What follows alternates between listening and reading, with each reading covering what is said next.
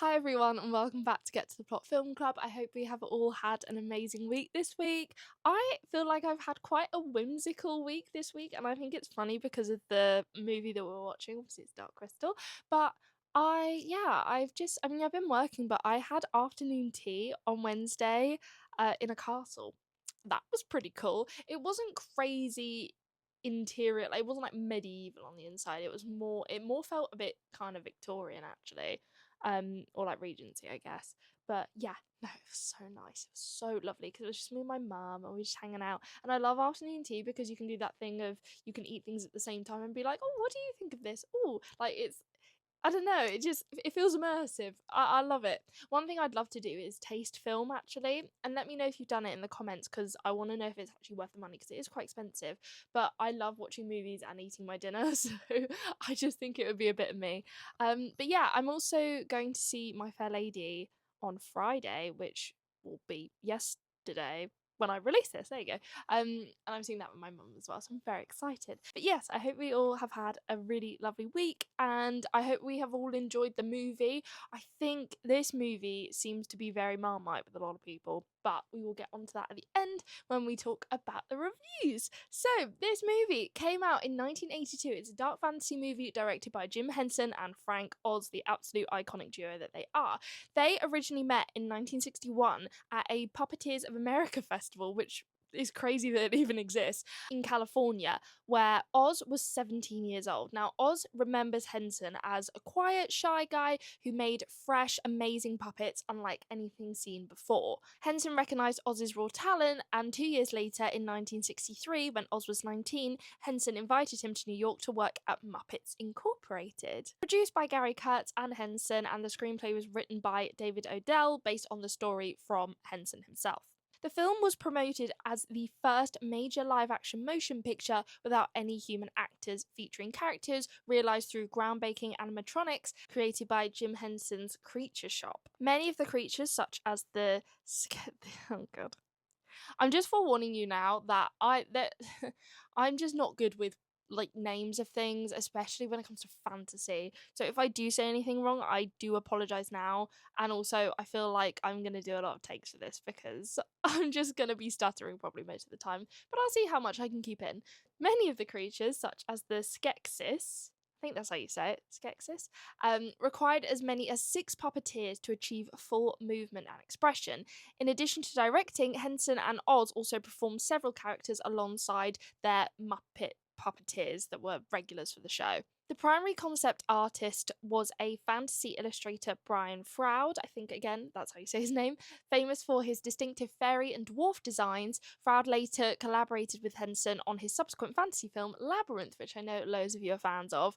The film score was composed by Trevor Jones, most famous for Excalibur, Labyrinth, and Dark City. So, The Dark Crystal actually initially received mixed reviews from mainstream critics, while being criticised for its darker, more dramatic tones in contrast to Henson's previous work. It was praised for its narrative, production design, and characters. However, over the years, it has been reevaluated by critics and has now gained a cult following. Now we have an Emmy award-winning prequel television series, The Dark Crystal: Age of Resistance, which premiered on Netflix in 2019 and ran for just 1 season.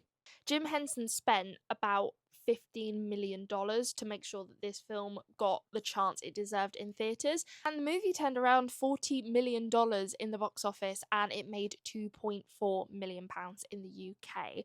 Most of that money that was put into this movie was Jim Henson, because a lot of producers didn't think it was going to go anywhere.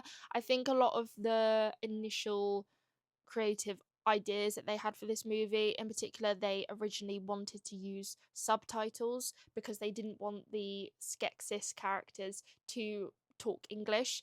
Apparently the subtitles kind of took away from a lot of the movie, but that was something that a lot of producers didn't agree with, so I don't think they put a lot of money into it, sadly. But then luckily they made enough money for the Muppets to continue going after this movie and obviously be able to produce Labyrinth, which is great. The project began with Henson's desire to make a fantasy film and his discovery of Brian Froud's artwork. Froud's strange, organic-looking creatures and landscapes became the visual foundation for the world of Thra. Henson and Froud began developing the project together in the late 1970s. Now, David Odell, the screenwriter for this movie, said that the spiritual kernel of the Dark Crystal is heavily influenced by Seth. Right. And I did my research into this, and if you like psychology, you're going to be really into this. But basically, it still blows my mind, this. Basically, there's a woman named Jane Roberts, and her husband, Robert Butts, experimented with a Ouija board because her husband wanted to research extrasensory perception, which is ESP, what ESP stands for, i.e., a sixth sense. They both claim that they began to receive coherent messages from a male personality on December the 2nd, 1963, who later identified himself as Seth. Soon after, Roberts reported that she was hearing the messages in her head and began to dictate the messages instead of using the Ouija board, and the board was eventually abandoned. For 21 years until Roberts' death in 1984, Roberts held regular sessions in which she went into a trance and spoke on behalf of Seth. And this is what they call the Seth material, which is just a book of writing of all of this. The main idea of the Seth material are based on the principles that consciousness creates matter, that each person creates their own reality through thoughts, feelings, and beliefs, and that the point of power through which the individual can affect change is in the present moment. So back to what David was saying, I've always felt that the idea of perfect beings split into a good mystic part and an evil materialistic part, which are reunited after a long separation, is Jim's response to the teachings of that book. Jim admitted that he didn't understand the book himself and that everyone would understand it or not understand it in their own way, but he thought it opened up a whole different way of looking at reality, which I think was one of the goals in making The Dark Crystal. Henson then formulated the idea into a 25-page story that he entitled The Crystal, which he wrote while snowed in an airport hotel. Now, Brian Froud was chosen to be the artist for this movie after Henson saw one of his paintings in a book called Once Upon a Time. The characters in the film are elaborate puppets, and none are heavily based on humans or any other specific Earth creatures. Before its release, The Dark Crystal was billed as a showcase for cutting-edge animatronics. The hands and the facial features of the animatronic puppets in the film were controlled with relatively primitive rods and cables, although radio control later took over many of the subtler moments. When conceptualizing the Skeksis, that is so hard to say, Henson had in mind the 7 deadly skins. Skins? Oh my god, right, now, here we're struggling, right. Bear with me. Henson had in mind the 7 deadly sins, though because there were 10 Skeksis, oh my god, some sins had to be invented or used twice.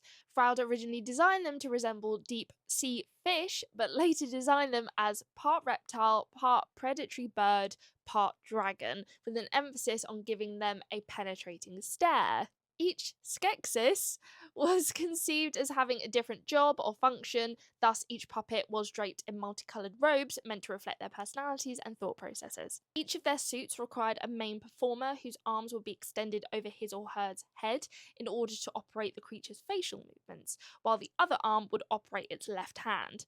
Another performer would operate the right arm, and a team of 4 technicians operated the hands and face animatronics. The Skeksis performers compensated for their lack of vision by having a monitor tied to their chests. And the Chamberlain Skeksis, in particular, was built from 21 electronic components. The Gelflings, which I thought was so cute in this movie, they were designed and sculpted by Wendy Midiner. They were difficult to perform as they were meant to be most human characters in the film, and thus their movements had to be realistic as possible. During scenes where the Gelflicks' legs were off camera, the performers walked on their knees in order to make the characters' movements more lifelike. And Jen was originally meant to be blue, however this idea was scrapped very early on. Character Fizzgig, which I didn't even realise is the name of the little kind of chihuahua thing. I'd say chihuahua, but yeah, it really creeped me out, it did. But that creature was invented by Oz, who wanted a character who served the same function as the puppet poodle Fufu, feeling that, like Miss Piggy, the character Kira needed an outlet for her caring, nurturing side. The character's design was meant to convey the idea of a boyfriend repellent, to contrast the popular idea that it is easy to form a bond with a member of the opposite sex with the assistance of a cute dog. which is so smart and it's so true as well. The film soundtrack was composed by Trevor Jones, and he became involved before shooting had even started. Jones initially wanted to compose a score which reflected the setting's oddness by using acoustical instruments, electronics, and building structures. This was scrapped in favour of an orchestral performance by the London Symphony Orchestra once Gary Kurtz became involved, as it felt a bit unusual for the score and he thought it would alienate audiences. Some fun little facts for you as well that I found out about this. A lot of 80s and 90s kids grew up terrified of The Dark Crystal, which was exactly what the filmmakers were going for. Jim Henson wanted to channel the darkness of grim tales, believing it wasn't healthy for kids to always feel safe. Around 75 sets were built in total, all raised 4 feet above the ground to hide the puppeteers. And in Jim Henson's early plans for the movie, the two main characters were called Brian and Dee, and in the final version, their names are Jen and Kira. But Ryan and Deet's names are in The Age of Resistance, which were inspired by Henson's original plans. And I thought this fact was so cute. Basically, Brian Froud returned to work on Age of Resistance alongside his wife Wendy and also his son Toby. And Toby is actually involved in The Labyrinth because he plays the baby. And I think that's so cute. So, looking at your reviews, yeah, like I said before, it seems very Marmite. It's very much you love it or you hate it. So, I'm going to start with the people who loved it, and then we'll get into why people didn't like it so much. So Kat gives it 4 stars, and Kat says, I love puppetry, especially Jim Henson. I'm a huge Muppets fan. Also love that a lot of the cast have also been in the Muppets, so I hereby declaring this as a Muppet movie. I love how kooky and fun this is while also having a dark element. It reminds me a lot of Labyrinth and The Neverending Story, which are one of my favourites of all time. I think what makes this one so unique is that there's no live action human roles, which is just so fun. That little fluffy dog-like creature reminds me of my Shih Tzu. Just a fun vibe all round while also being spooky. Long live puppets. Yeah, no, oh, bless your little Shih Tzu. I want to see a picture. You better pop it in the comments if you can put pictures because I want to see the Shih Tzu. The vibe is spooky and I do really like that about it. It does feel really kind of wacky and fun. I think for me personally, I don't watch a lot of fantasy movies. I think I prefer dystopian movies because I like there to still kind of be a connection to us. And I think that's personally why I don't think I was like a huge fan of this movie. But I can understand from your perspective, like the darkness, the whimsy, the puppets, like all of that is great. And if you're really into those kind of things, then absolutely this film's going to tick all your boxes. However, for me, I think, not gonna lie, I think the fact that they were missing a human really, yeah, I just, it was missing. It's just the person to kind of carry it. I feel like it didn't really have a lead, even though I guess Jen is the lead. But I think there was so much restriction with the puppets in terms of like the facial movements. I wanted to cry. I wanted to have a little cry when Kira died, you know. But it just felt like they've just put water on a puppet's face. You know what I mean? But I get what you like. I love this review. I think it is one of those films where you can have such a good time with it. So I love that. Chloe also gives it 4 stars and says, as a big fan of Labyrinth, one of my all-time favourite childhood classics, I cannot believe it took me this long to watch The Dark Crystal. Camp, silly, and all-round fun. It is camp. It is. I think it's 80s movies, especially obviously Labyrinth. It's so of its time. I don't think they necessarily have aged the best in terms of their effects, but I don't think a lot of fantasy movies of that time really have. But I think it's what makes them different and what makes them special and nostalgic for a lot of people. Like those graphics are just what makes people think of the 80s. Now, Ella gives it 2 stars and says the puppetry and world building was genuinely so impressive, but unfortunately, I couldn't get into this. I wasn't really invested in the characters or story, and I found the pacing a little slow at times. Definitely memorable for its uniqueness, though. I'll give it that, but I love Kira. Do you know, I think personally, I'm swaying more to this review about how I felt. I think the puppetry, like you said, the world building, the sets, the design is beautiful. You cannot deny that it is a stunning piece of art. But I think sometimes it did kind of feel like it was just showcasing that. It didn't always feel like the story was engaging enough for me and things like that. I did sometimes kind of feel like when it was just panning, I was just a bit like, pretty. Okay. Next, you know. But I think, yeah, the pacing for me, like I said in previous episodes, is so important to me. Like, if you have not nailed the pacing, I'll be off. You know, I'm not saying that my attention span is like really bad. I mean, it is kind of bad, but not crazy bad. But I do find it hard to engage with a lot of movies when the pacing, when sometimes moments just feel that bit too slow, because then I'm a bit like, what are we waiting for? Like, if you're trying to build the suspense, I want to feel it. Whereas if you're just showing me something in like kind of slow real time, it's not going to keep me there. Sorry. And Lucy also gives it 2 stars and says, I really loved how strange and imaginative the characters were, but I couldn't get behind the plot. However, I really enjoyed watching a film that was completely outside the usual genre I watch, so it was a good pick for a film. Thanks.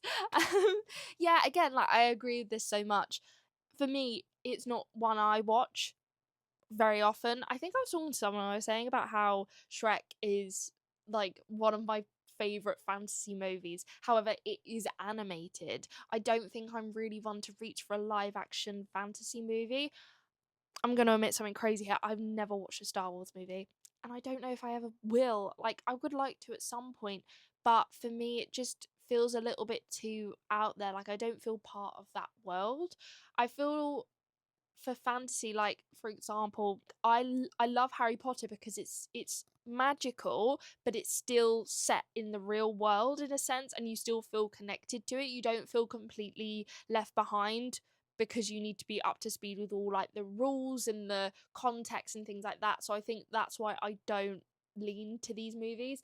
But like you said, like the characters, unbelievable. I do just think I wish the Gelflings were human, and I know that kind of defeats the object of it being like a live action, but no one's human in it movie. But I think it was just missing that. I think it was just missing some real emotion, because as much as those puppets were so incredible, they felt a bit heartless. I think personally, they just weren't giving Oscar winning performances, but then they are puppets, so it's kind of to be expected. But I think for me, I'm going to give this movie 3 stars.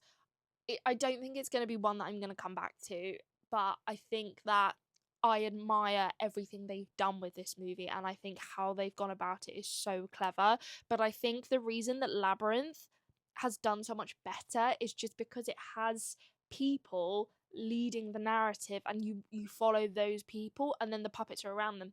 What I will say before I finish this episode is that I've been rewatching Yonderland recently, which is the TV show that the Six Idiots did, who did Horrible Histories, Ghost, all those TV shows, and I love them. And I forgot that Yonderland existed, so I was like, oh, I'll give it a go. And it works so well because you've got the actors, they're multi-rolling throughout the show, and then the puppets are just there and they just pop up when you don't expect it. And I think it works so much better like that. I think if every character was a puppet, it would just get a bit tedious, I think. But that's just my opinion, and fight me in the comments because I want to have a good chat about this one. But thank you so much for listening. I hope you all enjoyed the episode, and I cannot wait to reveal the next one. I think all I'm just going to say is get your tissues ready, because I'm surprised I've never watched this movie before, and all I know is that it is one for tears. So I will see you very soon for that one. Have an amazing week. Love you all. Bye.